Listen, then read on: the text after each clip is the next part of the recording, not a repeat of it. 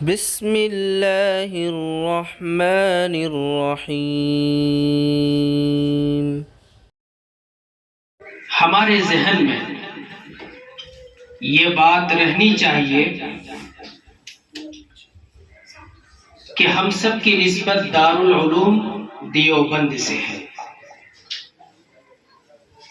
دارالعلوم دیوبند کا قیام کیوں عمل میں آیا، اس کے پیچھے مقصد کیا ہے، کیوں ہمارے اکابر اور بزرگوں نے 1857 کی جنگ آزادی میں ناکامی کے بعد، جبکہ ایک طرف ہمارے علماء شاملی کے میدان میں ہیں اور انگریزوں سے تلوار کے ذریعے سے زور آزمائی کر رہے ہیں، مقابلہ کر رہے ہیں، مگر ناکامی کے بعد فوراً ہمارے علماء کرام نے مدارس کا رخ کیوں کیا اور دارالعلوم دیوبند کو کیوں قائم کیا؟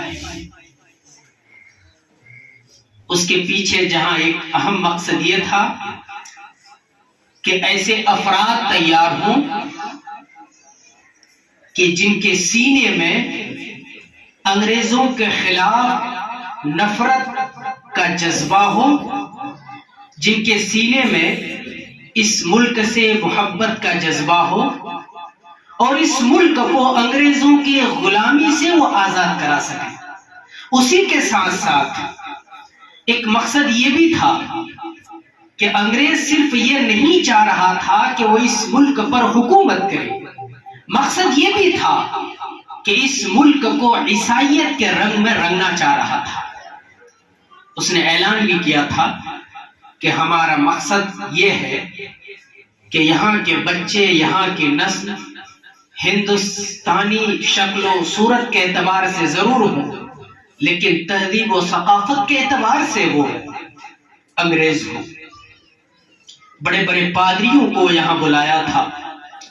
دارالعلوم دیوبند کے قیام کا مقصد یہ بھی تھا کہ عیسائیت کے فتنے کا یہاں سے پیدا ہونے والے بچے مقابلہ کر سکیں۔ اسی کے ساتھ ساتھ 1857 کی جنگ آزادی اور اس سے قبل انگریزوں نے جو بڑے بڑے مدرسے تھے ان کو استبل خانے میں تبدیل کر دیا اور ان کی پوری کوشش تھی، پورا پلان تھا کہ یہ مدرسے اپنے نہ پائیں۔ ہمارے بزرگوں نے ان مدرسوں کا سہارا لیا اور دارالعلوم دیوبند کو قائم کیا۔ اس کے پیچھے کا مقصد ایک یہ بھی تھا کہ ایسے افراد تیار ہو، ایسی ٹیم تیار ہو کہ ہر حالت میں وہ دین پر قائم رہنے والے ہو، اسلام پر قائم رہنے والے ہو اور پوری دنیا تک یہاں سے روشنی پھیلنے والی ہو کہ ہر حالت میں ہم لوگ دین اور اسلام پر مر مٹنے والے ہیں۔ الحمدللہ ہماری نسبت جن فکروں سے جڑی ہے 100% نہیں تو الحمدللہ پھر بھی ہم کامیاب ہیں، لیکن زمانہ گزرتا گیا، حالات میں تبدیلی پیدا ہوئی اور باہمی ربط و اتحاد میں بڑی کمی واقع ہونے لگی۔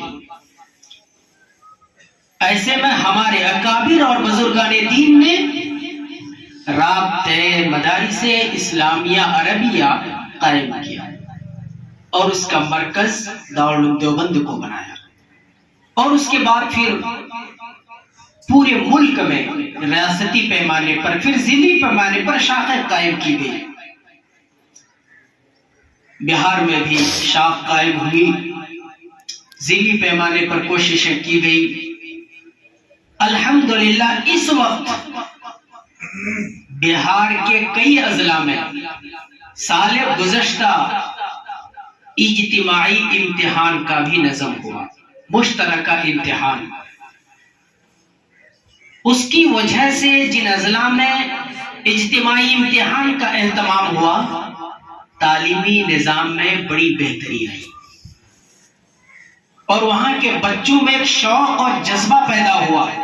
ایک غور کیجئے، ایک مدرسہ ہے، جب رزلٹ کا اعلان ہوتا ہے تو اس مدرسے کے اعتبار سے ہمارے بچے یہ کوشش کرتے ہیں کہ اول نمبر میرا آئے۔ وہی اگر ضلعی پیمانے پر ہو اور ضلعی پیمانے پر اگر یہ اعلان ہو جائے کہ فلاں مدرسے کے بچے نے اول نمبر سے کامیابی حاصل کی، کیا مدرسوں میں یہ جذبہ پیدا نہیں ہوگا کہ ہم ایسے بچے تیار کریں جو ہمارا بچہ اول نمبر سے کامیاب ہے؟ کیا اساتذہ کرام میں یہ جذبہ پیدا نہیں ہوگا کہ وہ اور زیادہ محنت کریں گے؟ ہوا الحمدللہ۔ ہمیں بھی وہ ترتیب، وہ پروگرام انشاءاللہ یہاں بھی کرنا ہے انشاءاللہ۔ گزری ہوئی باتوں کو اگر ہم یاد کریں گے تو پھر مستقبل میں اپنا پلان ہم تیار نہیں کر پائیں گے۔ اس لیے اب ہمیں آگے بڑھنا ہے اور آگے کے بارے میں انشاءاللہ سوچنا ہے۔ دو چار باتیں مدرسے کے حوالے سے یاد رکھیے۔ ہم سب ایک جگہ بیٹھے ہیں، ابھی یو پی میں سروے کا کام شروع ہوا۔ جیسے آپ نے دیکھا پورے ہندوستان میں ایک خوفناک منظر تھا مدرسوں کے حوالے سے، اور خوفناک منظر پیش کرنے کی کوشش بھی کی گئی، اور جو صورتحال یو پی میں پیش آئی، جو سروے کا کام وہاں پر شروع ہوا، وہ اختتام نہیں ہے، وہ آغاز ہے۔ اس لیے تیاری ہمیں پہلے سے کرنی ہے۔ تیاری کس طرح سے کرنی ہے؟ سب سے پہلی چیز یہ ہے قانونی جہت سے۔ قانونی جہت میں ایک تو یہ ہے کہ جو بلڈنگ ہم بنا رہے ہیں اس کا نقشہ پاس ہونا چاہیے۔ اب نقشہ پاس ہونا، اس کی کیا شکل ہوگی، یا اب تک جو ہو چکا اس کو کیسے پاس کرایا جا سکتا ہے، اس کے لیے بہت سے ماہرین بیٹھے ہیں۔ اس سلسلے میں کوئی رہنمائی کی ضرورت پڑے گی، میں آپ کی خدمت کے لیے 24 گھنٹہ تیار ہوں۔ رابطہ مدارس بہار آپ کے ساتھ ہے، اور انشاءاللہ یہاں بھی نظام بن جائے گا۔ رابطہ مدارس ضلع کھگڑیا آپ کے لیے تیار ہے۔ اس کے ساتھ حسابات، یقیناً آج اگر آپ غور کریں گے، ہزار خرابیوں کے باوجود الحمدللہ مدارس اسلامیہ اور ان کے ذمہ داران کے حسابات تمام شعبے میں سب سے زیادہ صاف ستھرے ہوتے ہیں۔ سب سے زیادہ امانت داری اگر ہے تو یہاں ہے، مگر اس کے باوجود دکھانے کے لیے سی اے کے مطابق، چارٹر اکاؤنٹ کے مطابق آج کی ڈیجیٹل دنیا میں کس طرح سے ہونا چاہیے، اس کا علم اور اس کی جانکاری بھی بہت ضروری ہے۔ رجسٹر ہمارے پاس کس طرح کا ہے، اس رجسٹر کو اگر ہم چارٹر اکاؤنٹ کے پاس لے کے جائیں گے تو کیا وہ اس رجسٹر کو دیکھ کر ہمارے حسابات کو آڈٹ کر دے گا یا نہیں کرے گا؟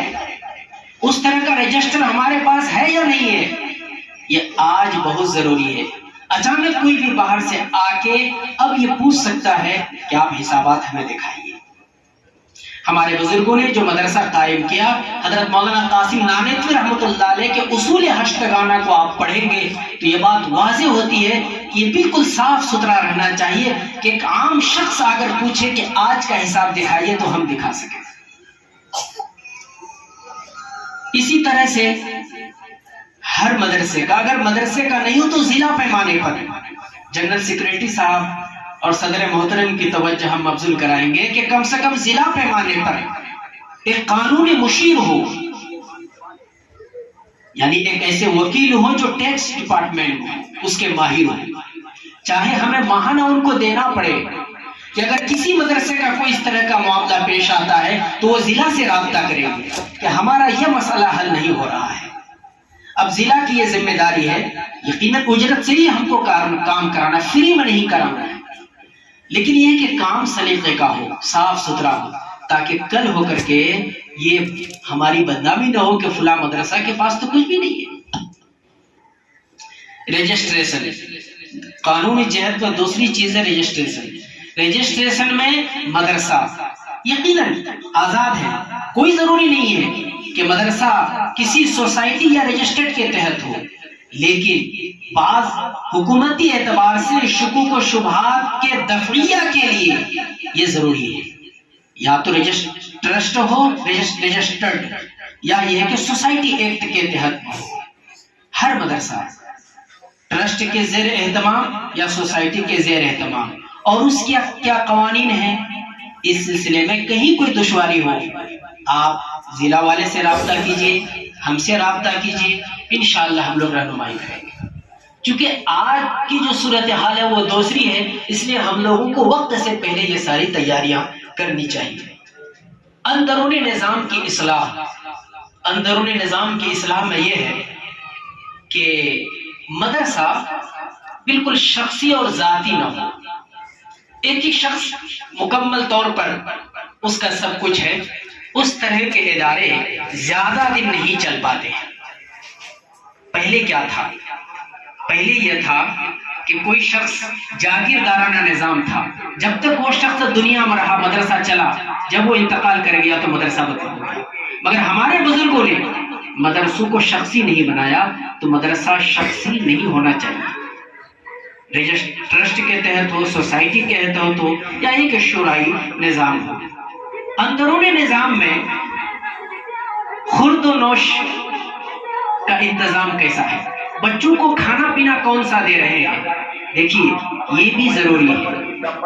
کوئی بھی آ کے حکومتی سطح پر آ کے یہ پوچھ سکتا ہے کہ آپ کے یہاں جو کھانا بچوں کو دیا جا رہا ہے وہ صحت مند غذا ہے یا بچوں کے لیے صحت مند غذا نہیں ہے۔ حفاظتی انتظام، حفاظتی انتظام میں یہ ہے کہ ایک دربان کا انتظام ہونا چاہیے، یا مدرسے میں سی سی کیمرہ جو ہوتا ہے اس کا انتظام ہونا چاہیے۔ باہر سے کون آ رہا ہے، کون جا رہا ہے، بہت زیادہ خرچہ اس میں نہیں ہے، بہت کم خرچ میں یہ سارے کام ہو رہے ہیں۔ اور یہ کیوں ضروری ہے؟ اس لیے ضروری ہے، مثال کے طور پر یہ کہہ دیا گیا کہ فلاں شخص آج مدرسے میں آیا اور وہ جیل سے فرار ہے، وہ آپ کے یہاں آیا، اب آپ کے پاس ثبوت کیا ہے کہ وہ نہیں آیا؟ تو اس طرح کی چیزیں وہ ہے جو آج کے لیے بہت ضروری ہے۔ ایک آخری چیز ہے کہ مدارس اسلامیہ کا مقصد چونکہ تعلیم و تربیت ہے، تو تعلیم و تربیت میں یہ ضروری ہے کہ ہمارے اساتذہ تربیت یافتہ، بچوں کے تئیں وہ کس طرح کا جذبہ رکھتے ہیں، بچوں کے نفسیات سے وہ واقف ہے کہ نہیں ہے۔ ابھی چمپارن میں 2 روزہ 8 اضلاع کا ہم لوگوں نے رابطہ مدارس کے زیر اہتمام تربیتی ورکشاپ کیا، تربیتی پروگرام 2 دن کا۔ ایک استاذ ایک طالب علم کو لایا اور انہوں نے کہا کہ مہینوں گزر گئے، یہ بچہ سبق نہیں سناتا ہے۔ جن کے پاس لایا تو انہوں نے کہا کہ ٹھیک ہے میرے پاس چھوڑ دیجئے، میں دیکھتا ہوں۔ 2 دن ان کو رکھا اور 2 دن تک انہوں نے یہ سمجھا کہ یہ سبق کیوں نہیں یاد کرتا، مارا نہیں، ہم تو فوراً مار دیں گے، کیوں نہیں یاد کیا۔ 2 دن کے اندر ان کو یہ سمجھ میں آیا کہ اس بچے کے اندر ایک بری عادت ہے، بری عادت یہ ہے کہ وہ جب سبق یاد کرتا ہے تو وہ کپڑے کو ایسے کرتا ہے، اور یہ عادت ان کی ایسی ہو گئی ہے کہ مکمل ذہن اس کا اسی کی جاتی ہے۔ تو کہا کہ 2 دن تک میں نے صرف یہ سمجھا، تیسرے دن میں نے صرف یہ کوشش کی کہ ان کی یہ عادت چھوٹ جائے، اور کچھ کہانی کی سبق یاد کرو، بس یہ عادت چھوٹ جائے۔ 2 دن میں یہ عادت بالکل ختم ہو گئی۔ 5ویں دن ہم نے کہا کہ سبق یاد کرو، وہ سبق یاد کر لیا۔ استاد نے کہا بھائی یہ کیسے ہو گیا؟ تو ہم نے کہا کہ دراصل دیکھیے یہ ان کی پریشانی تھی۔ تو یہ کہتے نفسیات ہے، ہمیں بچوں کے نفسیات سے واقف ہونا پڑے گا۔ آج کا دور دوسرا ہے۔ کل کا زمانہ تھا کہ ایک باپ بچے کو لے کے آتا تھا تو کہتا تھا کہ گوشت آپ کا اور ہڈی آج ایسا نہیں ہے۔ تو اس لیے کہنے کا مطلب یہ ہے کہ زمانے کے تقاضے کے مطابق ہم کو تیار ہونا پڑے گا. اس کے لیے ضروری یہ ہے کہ تربیتی انتظام ہو، تربیتی اہتمام ہو. تو انشاءاللہ جب ہم سب ایک ہو جائیں گے، مربوط ہو جائیں گے، منظم ہو جائیں گے، تو انشاءاللہ کھگڑیا میں بھی اس کا اہتمام ہوگا انشاءاللہ.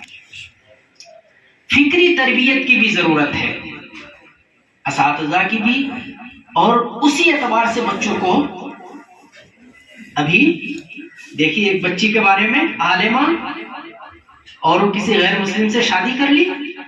اس کا مطلب یہ ہے کہ پڑھایا تو گیا لیکن ایمان کے بارے میں سمجھایا نہیں گیا. ایمان کیا چیز ہے یہ بتایا ہی نہیں گیا.